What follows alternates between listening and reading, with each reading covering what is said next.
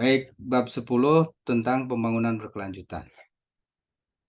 Ya, tadi daftar isinya kan kita mau tahu dulu konsepnya seperti apa, terus kita akan hubungkan antara pertumbuhan ekonomi, pelestarian lingkungan, ya, dihubungkan lagi dengan konsepnya pembangunan berkelanjutan seperti apa. Ya. Oke, yang satu lagi apa? Kebijakannya seperti apa ya? Kebijakan pengelolaan dalam pembangunan berkelanjutan. Nah, di sini ada apa simulasi ya, ada gambar dan ada uraiannya. Jadi memang pemerintah kita memang sudah bikin rancangan ya. Dan balik lagi itu rancangannya itu kalau pembangunan berkelanjutan itu dari peraturan pemerintah ya. Kalau tadi sebelumnya kan tentang industri itu undang-undang ya, tentang perdagangan dari undang-undang. Nah, kalau pembangunan berkelanjutan itu PP, peraturan pemerintah ya. Nah, di sini gambarnya eh, grafiknya ke atas ya, tapi ada gambar uang, bangunan dan hijau-hijau ini ya. Jadi artinya harus ada keselarasan, harus ada harmonisasi. Oke. Di sini ada pembangunan pemerataan kewilayahan. Jadi setiap wilayah itu harus merata, ya kan? Terus pemerataan pinggiran luar Jawa, ya kan, daerah timur harus merata, harus sama dengan daerah barat. Nah, pemerataan pendapatan kelompok masyarakat juga harus merata. Kita bicara konsep ya. Jadi konsepnya ini ya memang saya pun mengenal pembangunan berkelanjutan dari Prof. Emil ya. Prof. Emil Salim ini dulu apa bidangnya dia ekonomi, profesor dari ekonomi. Tapi waktu zaman Soeharto di apa namanya diberikan amanah jadi Menteri Lingkungan Hidup ya, jadi Menteri Lingkungan. Padahal dia bidangnya ekonomi ya. Nah, dari situ akhirnya terbukalah, jadi tercetuslah tentang pembangunan berkelanjutan ya. Tapi awalnya bukan pembangunan berkelanjutan ininya apa gaungnya, tapi namanya itu environmental economic. Jadi ekonomi lingkungan. Nah, itu gaung yang pertama yang digaungkan oleh Profesor Emil Salim ya. Kemudian ke sini kan, jadi nyambung dengan yang dicanangkan PBB. Tapi memang PBB juga mencanangkan pembangunan berkelanjutan itu bukan tanpa alasan ya, bukan tanpa ada ini masukan, tapi banyak masukan dari beberapa eh, ekonom ya. Nah, menurut Profesor Elim, ya, Emil Salim ini salah ya tulisnya. Emil Salim. Konsep pembangunan berkelanjutan adalah proses pembangunan yang mengoptimalkan manfaat dari sumber daya alam serta sumber daya manusia dengan menyerasikan sumber alam dengan manusia dalam pembangunan ya. Ya, intinya keselarasan ya.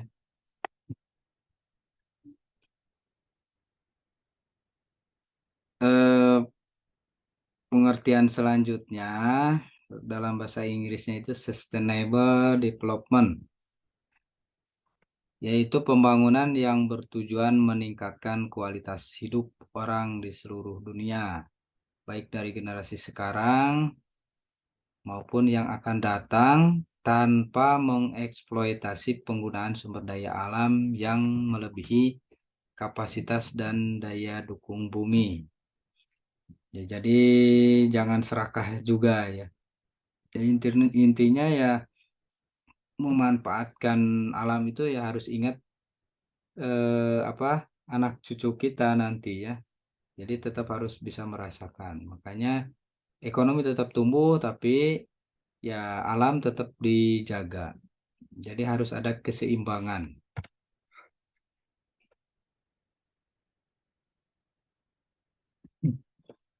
Ya tadi sudah disinggung ya bahwa PBB sudah mencanangkan SDGs ya, Sustainable Development Goals. Di Indonesia memang munculnya yang saya cek ya, saya track recordnya itu yang pertama itu dari UI sih, memang UI 2015 itu sudah mulai ngomongin tentang SDGs ya. Memang eh, di SDGs ini memang 2015-an ya, 2015 sampai targetnya 2023. Nah, tapi sama Bappenas juga memang dari awal-awal ya. Tapi kemudian ada Kementerian Desa itu sudah mulai mencanangkan 2019. Jadi biarpun agak telat 4 tahun, tapi bukan bukan apa ada istilahnya lebih baik terlambat gitu kan daripada tidak. Karena masih masih memungkinkan untuk dikejar sampai targetnya 2030. Jadi SDGs ini kan target yang harus dicapai semua negara ya pada tahun 2030 gitu ya. Nah, kenapa eh, SDGs ini di apa namanya dicanangkan di Kementerian Desa karena sesuai riset juga bahwa di Indonesia itu kan sebagian besar itu berada di desa ya. Sebagian besar wilayah itu kan desa kalau di Indonesia ya, daripada kotanya yang kebanyakan desa. Ada sekitar 84.000 desa kan.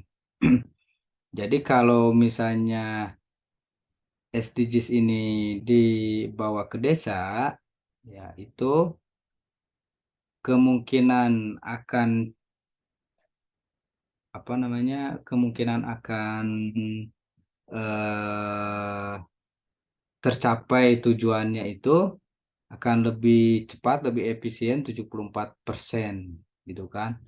Kalau dengan cara yang ya yang biasa-biasa saja ya kayaknya pesimis untuk mencapai tujuan SDGs pada tahun 2030 ya.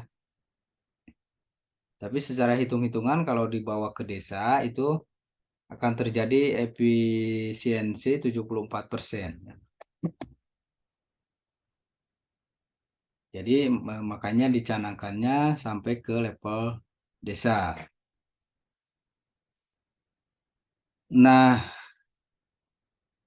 sekarang apa namanya? Poin selanjutnya kaitan antara pertumbuhan ekonomi, pelestarian lingkungan dan konsep pembangunan berkelanjutan. Sudah disinggung bahwa pertumbuhan ekonomi kita melihat ekonomi itu selalu diukur dari PDB ya, GDB dari GDP dari tahun ke tahun. Itu sudah jadi acuan kalau kita ngomongin ekonomi pasti ngukurnya dari PDB-nya, tuh kan. Kalau misalnya ngomongin ekonomi Amerika pasti dilihat PDB-nya emang berapa gitu kan. Indonesia ngomongin ekonomi Indonesia ya pasti ngeceknya PDB Indonesia berapa. Jadi pertumbuhan ekonomi bisa diukurnya dengan PDB. Kemudian kita lihat bahwa sektor industri itu kontribusinya kan besar ya, nomor satu. Nah, sektor industri sebelumnya sering saya singgung bahwa ketika suatu negara ingin mengejar PDB, mengejar ekonomi, nah biasanya itu yang digenjot itu industri. Kenapa industri? Karena terbukti industri itu paling besar kontribusinya ya pada ekonomi. Makanya biar cepat menumbuhkan ekonomi, nah, setiap negara itu berlomba-lomba menumbuhkan industrinya.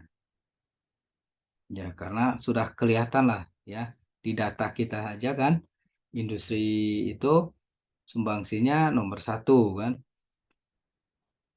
Nah, hampir di semua negara ketika ingin PDB-nya besar ya dia yang digenjotnya industrinya. Ya, eh, apa namanya? Kita misalnya sebagai negara berkembang, kan kita disebut negara berkembang itu karena PDB-nya yang dilihat kan. Terus PDB per kapitanya yang dilihat. Per orang itu mampu menghasilkan berapa sih? Kan begitu. Nah, ketika per orangnya sudah besar sesuai dengan negara yang sama dengan misalnya dengan Cina, Korea gitu kan, Jepang, Amerika. Ketika PDB per kapitanya sama dengan negara-negara tersebut ya berarti kita termasuk kategori negara maju kan. Karena salah satu indikator melihatnya kan dari PDB-nya. Nah, balik lagi PDB supaya cepat besarnya ya, itu di dihajarnya itu dengan meningkatkan industrinya. Ya, mudah-mudahan bisa dipahami ya kaitannya kenapa industri itu penting. Nah, kenapa ngomongin industri? Nah, ini ada hubungannya dengan konsep selanjutnya tentang pelestarian lingkungan ya. Nah, industri awalnya kan hanya mengejar angka. Ya, awalnya kan dari sejarahnya juga begitu kan. Dari eh, industri 1.0 itu kan awalnya kan mengejar mengeksploitasi alam secara besar-besaran kan. Di Eropa kan begitu. Mulainya industri itu kan di Eropa dulu kan. Nah, itu eksploitasi alam kan. Makanya pada terbang mencari rempah-rempah itu kan salah satunya ya eksploitasi alam dia ya mencari apa namanya? Ya dalam rangka mencari sumber alam yang baru. Nah, untuk meningkatkan ekonomi, negara-negara menggenjot industri. Nah, mengejut industri dengan mengeksploitasi alam. Nah, pastikan alam dieksploitasi habis-habisan. Dalam jangka pendek menguntungkan, tapi jangka panjang akan merugikan. Ya, nah makanya muncullah ide harus ada pelestarian lingkungan. Ya, jadi ekonomi boleh dieksploitasi, alam boleh dieksploitasi untuk ekonomi, tapi tetap harus ada reboisasi gitu kan, harus ada pelestarian lingkungan, jangan ada perusakan dalam rangka yang meningkatkan kualitas keanekaragamannya ya. Nah, makanya muncullah ide itu tentang ekonomi pembangunan berkelanjutan ya. Jadi dari industri dulu mengejar ekonominya, eksploitasi alam, ternyata dampaknya sudah mulai sadar, harus ada pelestarian lingkungan. Jadi ekonomi tetap berjalan dengan memperhatikan lingkungan. Ya muncullah idenya, yaitu ekonomi berkelanjutan. Ya, jadi itulah kaitannya. Kaitannya seperti itu. Jadi harus ada keselarasan ya. Oke.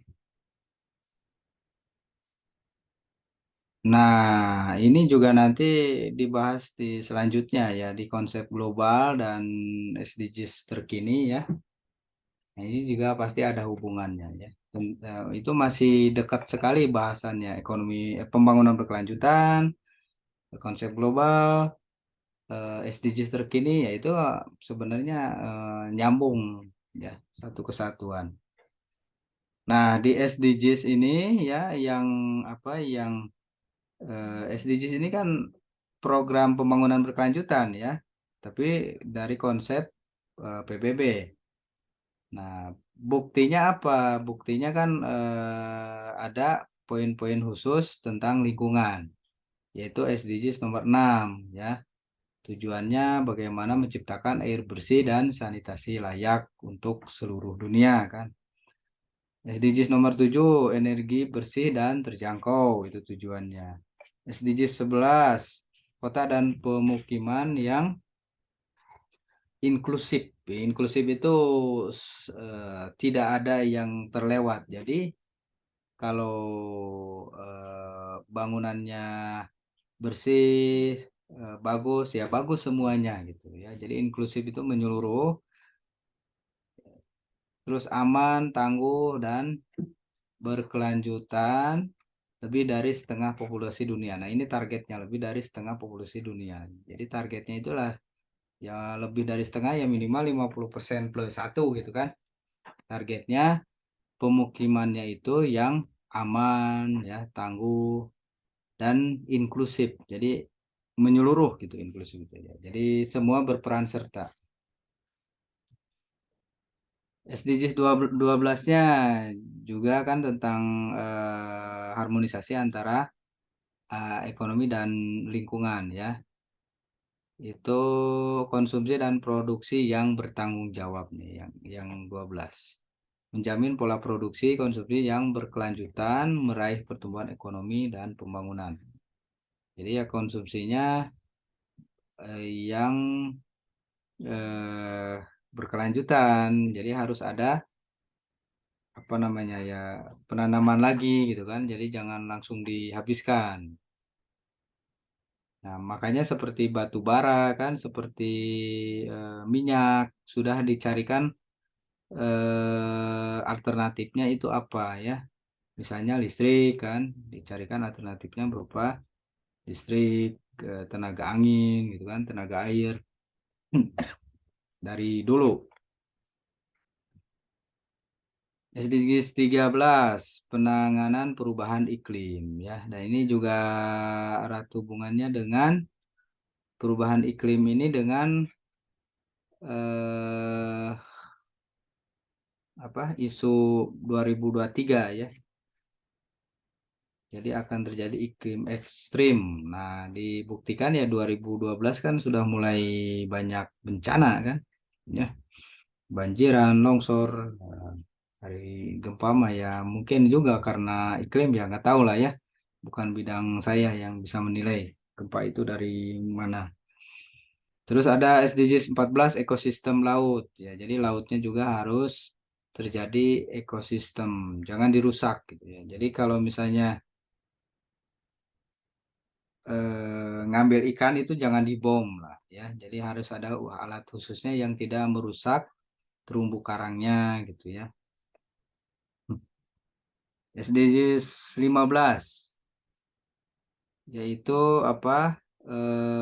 Melindungi merestorasi daratan. Kalau 14 itu laut, kalau 15 itu daratan. Daratannya itu harus diperhatikan ya.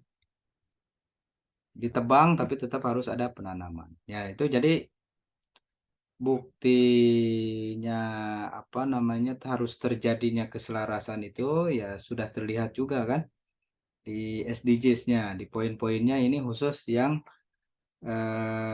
adanya harmonisasi antara ekonomi dan lingkungan dan alam ya. SDGs 6, 7, 11, 12, 13, 14, 15. Ini bisa ya ulangan nih. Pilihan ganda lagi kan ya. Nah, harus dicek. Kesimpulannya, jadi pembangunan berkelanjutan itu adalah upaya sadar dan terencana yang memadukan aspek lingkungan hidup, sosial, ekonomi ke dalam strategi pembangunan untuk menjamin keutuhan lingkungan hidup serta keselamatan, kemampuan, kesejahteraan, dan mutu hidup generasi masa kini dan generasi masa depan ya. Jadi dalam satu kalimat ngarengapnya sekali tarikan napas apa kesimpulannya. Ya intinya sih harus ada harmonisasi ya kan. Lingkungan dengan sosial. Sosial itu kan artinya ketika membangun industri, ya lingkungannya juga harus dijaga, airnya jadi jangan sampai rusak, ya kan? Jangan merusak pertanian dan juga jangan merusak manusianya, sosialnya. Jadi jangan sampai dibangun industri tapi manusianya jadi rusak, gitu kan? Jadi banyak misalnya tempat-tempat maksiat itu kan harus diperhatikan. Kesenjangannya harus diperhatikan ya secara sosial. Ekonominya ya tentu kalau ekonomi itu pasti mengikuti ya. Karena kan industri itu sudah sama dengan ekonomi lah ya. Dan apa yaitu harus ada keselarasan antara lingkungan hidup ya kan. Dan harus ingat nggak hanya generasi sekarang tapi generasi yang akan yang akan datang. Oke, terakhir kebijakannya ya. Kebijakannya itu apa? Kebijakannya itu tadi sudah disinggung di awal kan, itu dari peraturan pemerintah kebijakannya itu. Nomor 111 2022 ya. Nah, ini ada beberapa kali perubahan sih ya. Jadi yang terakhir 2022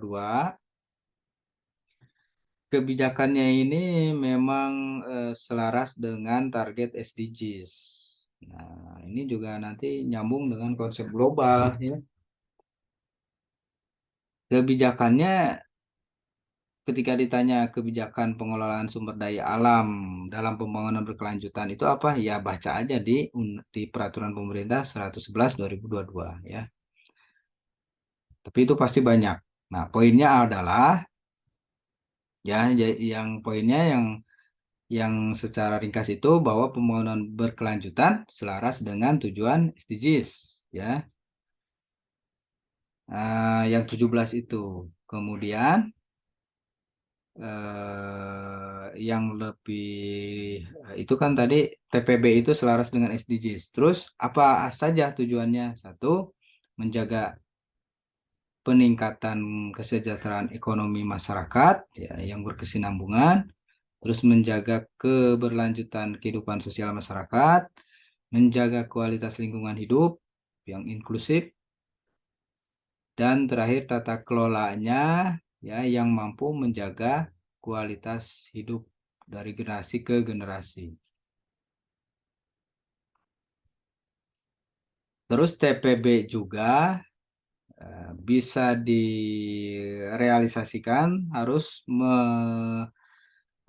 ada apa namanya dukungan berbagai pihak ya, dari kementerian, dari pemerintah daerah ya, dari pihak swasta, akademisi, ormas dan pihak-pihak lainnya. Jadi nggak bisa di pemerintah nggak bisa berjalan sendiri ya. Jadi harus didukung semua pihak. Akademisi ya bagiannya ya sosialisasi. Salah satunya ya saya ya kan memasukkan SDGs pada pembangunan ekonomi. Dan memang sudah konteksnya sudah begitu ya. Jadi pembangunan ekonomi itu ya tentang SDGs. Kalau di buku-buku awal kan pembangunan ekonomi itu yang bukunya di, di bukunya Todaro and Smith itu memang dibahas tentang berkelanjutan ya, tapi belum ada SDGs-nya ya. Tapi kalau kalau yang terbitan terbaru nggak tahu tuh ya, karena kan bukunya luar negeri ya, agak susah mencarinya. Itu terbitan 2000 berapa nih? 16 kalau nggak salah. Kalau yang terbarunya kayaknya ada ya, karena berkaitan dengan pembangunan ekonomi. Kan pembangunan ekonomi pasti membahas tentang kemiskinan, ya kan, kesejahteraan masyarakat, lingkungan hidup, ya kan, kriminal, pengangguran. Nah, itu kan isu-isu itu kan ada di SDGs sebenarnya. Pendidikan itu juga ada di SDGs di 17 SDGs itu ya. Jadi tugas saya, nah ini ngomongin ini di bidang akademisi dalam rangka kebijakan pembangunan berkelanjutan apa? Ya, kalau tugas saya ya sosialisasi, memberitahu ke teman-teman bahwa ya jangan selalu memikirkan industrinya, tapi harus ada keselarasannya ya. Lingkungannya harus diperhatikan, sosialnya ya, itu harus selaras. Oke, sekali lagi TPB itu tujuannya peningkatan kesejahteraan ekonomi masyarakat yang berkesinambungan atau berkelanjutan ya. Terus kehidupan sosialnya yang berkelanjutan ya. Ekonomi, terus sosialnya ya, terus lingkungan hidupnya, dan yang terakhir tata kelola. Ya, saya kasih warna merah poin-poinnya ya.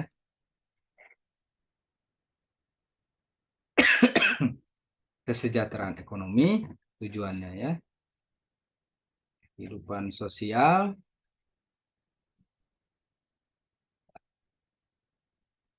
terus nah yang ketiga itu lingkungan dan hidup.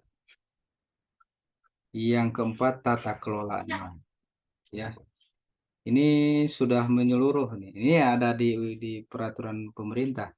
Jadi tujuannya sebenarnya kalau menghafalnya biar cepat ya itu aja. Yang pertama berarti tentang kesejahteraan ekonominya harus bagaimana? Ya harus berkelanjutan. Kehidupan sosialnya harus bagaimana? Yang harus berkelanjutan. Lingkungan hidupnya harus bagaimana? Ya harus berkelanjutan, harus menyeluruh, harus inklusif. Inklusif itu menyeluruh, ya. Yang keempatnya apanya? Yang keempat ya tata kelolanya, caranya yang bisa meningkatkan ya kualitas yang tadi, yang ekonomi, sosial, lingkungan hidup. Jadi caranya yang keempat tata kelolanya yang mendukung kesejahteraan ekonomi, kehidupan sosial dan lingkungan hidup ya. Tujuan-tujuan yang poin 1, 2, 3 ini. Jadi itu kebijakannya itu ya sesuai dengan peraturan pemerintah.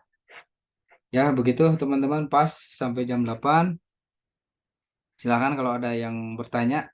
Bahasannya lebih ke teori, teoritis, konsep,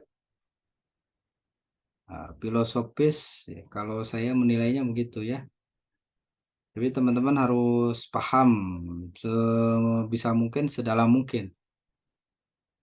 Nanti bisa jadi contoh-contohnya itu yang